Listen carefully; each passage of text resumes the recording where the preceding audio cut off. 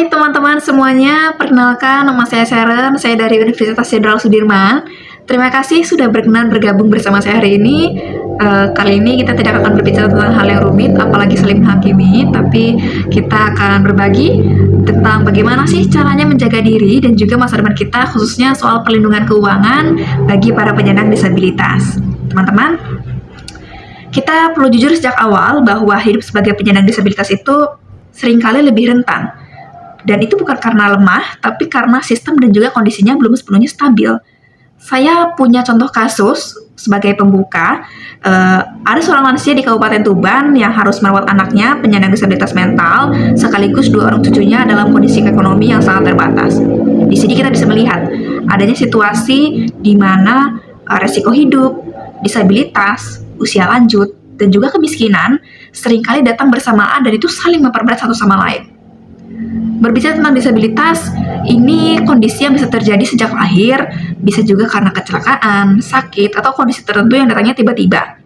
Dan dampaknya bukan cuma ke fisik atau ke indera, tapi juga bisa ke ekonomi dan masih banyak lagi.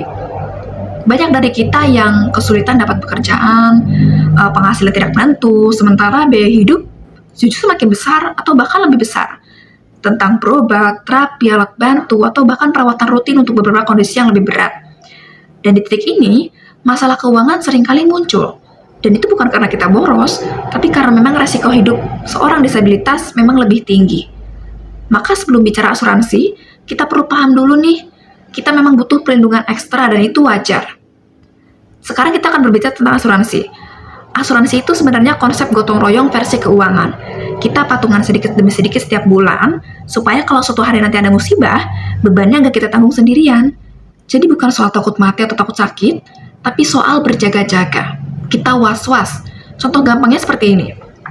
Daripada nanti harus keluar uang jutaan atau puluhan juta sekaligus untuk berobat, kita cicil dari awal, dari sekarang, dengan jumlah yang lebih kecil. Jadi asuransi itu memang bukan menjamin hidup kita akan mulus, tapi bisa menjadi tameng agar suatu hari nanti jatuhnya nggak terlalu sakit secara finansial kalau memang ada kondisi yang memaksa kita untuk mengeluarkan dana. Jadi asuransi bukan bekerja dengan menilai siapa kita, tapi justru menilai resiko apa yang mungkin terjadi dalam kehidupan kita ke depannya. Jadi begini, kalau dalam asuransi biasanya kita kenal ada yang namanya premi, polis, dan juga klaim. Itu 3 utamanya. Premi itu singkatnya harga yang dibayarkan atas resiko yang ditanggung oleh perusahaan asuransi. Jadi semakin besar resikonya, biasanya semakin besar juga premi ataupun pembatasannya. Yang kedua ada polis. Jadi polis asuransi ini bukan janji lisan seperti yang dikatakan oleh agen, tapi kontrak hukum. Jadi semua hak dan juga kewajiban itu ditentukan oleh si polis. Yang ketiga ada klaim. Jadi klaim ini adalah hak, tapi haknya yang punya syarat. Jadi kalau syarat dalam polis ini tidak terpenuhi, perusahaan asuransi secara hukum berhak menolak klaim, dan justru sebaliknya juga. Jadi asuransi itu bekerja sebagai perlindungan, bukan alat untuk mencari untung. Kalau kita sehat dan tidak klaim, itu bukan karena kerugian, tapi tanda bahwa resiko kita yang ditakuti terjadi itu tidak terjadi. Dan di Indonesia, ada perlindungan yang sifatnya wajib, itu seperti BPJS Kesehatan, dan ada juga asuransi pilihan, itu dari swasta. Jadi keduanya itu memang punya fungsi, tapi fungsinya berbeda. BPJS itu membantu akses dasar, tapi kalau asuransi lain itu memang melengkapi kebutuhan dan juga kemampuan kita masing-masing. Dan juga berbicara tentang asuransi untuk para penyandang disabilitas, sebenarnya banyak jenis-jenis asuransi, tapi saya akan sebutkan yang relevan bagi para penyandang disabilitas, yaitu asuransi kesehatan, yaitu karena biaya berobat itu mahal dan juga sering datang tanpa aba-aba. Ada juga asuransi kecelakaan, yang ini penting untuk teman-teman yang aktivitasnya beresiko. Asuransi jiwa juga penting, dan ini bukan untuk diri sendiri, tapi untuk keluarga yang bergantung pada kita. Ada juga asuransi mikro, asuransi kesehatan, asuransi sosial negara, dan lain sebagainya. Jadi intinya, asuransi ini bukan soal punya banyak produk, tapi punya perlindungan yang sesuai dengan kebutuhan hidup kita masing-masing. Juga kita yang paling penting berbicara tentang kewajiban dan juga hak kita dalam asuransi. Sebagai penyandang disabilitas, kita punya hak yang sama. Berhak dilayani dengan baik, diberi penjelasan yang jelas, dan juga tidak diperlakukan berbeda. Jadi memang, lembaga keuangan ini wajib menyediakan akses yang ramah disabilitas. Tapi di sisi lain, kita juga punya kewajiban nih, Jujur soal kondisi kesehatan sejak awal, bayar premi tepat waktu, dan membaca aturan polis dengan teliti. Jadi asuransi itu kontrak dua arah. Kalau dua-duanya jalan, perlindungannya bisa bekerja dengan baik. Tapi ada pertanyaan, kalau disabilitas sudah ada sebelum kita mendaftar asuransi, itu bagaimana? Ini penting dan harus dijelaskan apa adanya.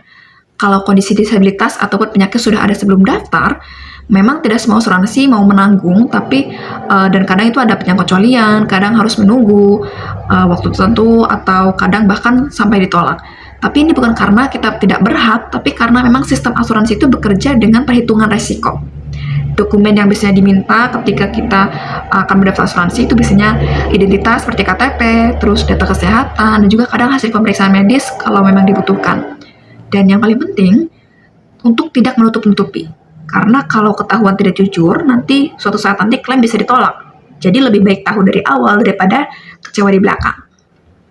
Juga yang tidak kalah penting untuk dibahas adalah kenapa banyak orang gak mau ikut asuransi. Ini penting ketika kita membahas literasi asuransi.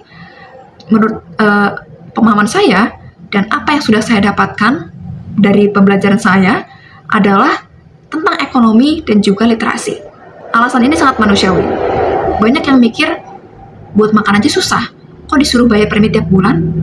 Ada juga yang trauma karena klaimnya ribet, atau gak percaya sama lembaga keuangan. Juga pengalaman-pengalaman lain yang buruk dan akhirnya menambah beban pikiran. Banyak yang juga tidak pernah dijelaskan dengan bahasa yang mudah dimengerti, dan semua alasan itu valid. Bukan salah masyarakat, tapi karena memang literasi keuangan kita secara jujur memang belum merata. Dan jawaban jujur dari permasalahan ini adalah, asuransi memang bukan solusi untuk semua orang dan semua kondisi. Tapi untuk sebagian orang, terutama yang hidup dengan kondisi resiko tinggi, seperti para penyandang disabilitas, asuransi bisa jadi penyelamat di saat yang paling sulit. Dan bukan berarti harus mahal, ada asuransi mikro, ada BPJS, ada produk yang sederhana. Yang penting itu bukan ikut atau tidak, tapi mengerti dulu nih, karena keputusan yang diambil dengan paham, itu jauh lebih adil untuk diri sendiri. Saya punya tips untuk teman-teman apabila suatu hari nanti ingin ataupun berkenan untuk mengikuti asuransi. Yang pertama, kenali kebutuhan diri sendiri. Ini penting. Setiap orang punya kondisi kesehatan yang berbeda, resiko, dan kemampuan finansial yang berbeda. Jadi jangan memilih asuransi karena katanya teman pakai, karena tetangga pakai, atau karena katanya paling bagus. Tapi pilih yang benar-benar sesuai dengan kondisi hidup dan juga kebutuhan kita. Yang kedua, tanya sedetail mungkin, jangan malu. Tanya sedetail mungkin. Tanya apa saja yang ditanggung, apa yang tidak ditanggung, bagaimana cara klaimnya, dan kapan klaim itu bisa ditolak. Jadi asuransi itu kontrak jangka panjang, jadi wajar kok kalau kita ingin tahu, ingin paham sebelum kita berkomitmen. Yang ketiga, baca aturan pelan-pelan. Jangan cuma dengar kata agen, karena penjelasan lisan itu bisa lupa, bisa beda penafsirannya. Yang berlaku secara hukum itu adalah polis. Jadi luangkan waktu untuk membaca, meski tidak semuanya, yang minimal bagian manfaat, pengecualian, dan klaim itu wajib dikuasai, teman-teman. Yang keempat, pastikan layanan bisa diakses oleh kita. Perhatikan apakah informasinya jelas, pelayanannya ramah disabilitas atau tidak, dan mudah dihubungi kah saat dibutuhkan. Jadi asuransi yang baik itu bukan hanya soal produk, tapi juga soal akses. Dan ada yang paling penting, ambil yang sanggup dibayar secara konsisten, bukan yang kelihatannya paling keren. Jadi asuransi hanya bekerja kalau premi dibayar rutin.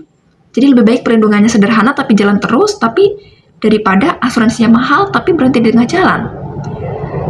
Jadi teman-teman, setelah pembahasan ini saya ingin yang paling penting itu bukan langsung ikut asuransi, tapi tahu langkah awalnya dulu nih. Teman-teman setelah ini bisa mulai dengan mengecek perlindungan yang sudah dimiliki seperti BPJS Kesehatan, atau kalau tertarik asuransi tambahan, pastikan bertanya dan juga membaca aturan polis sebelum memutuskan.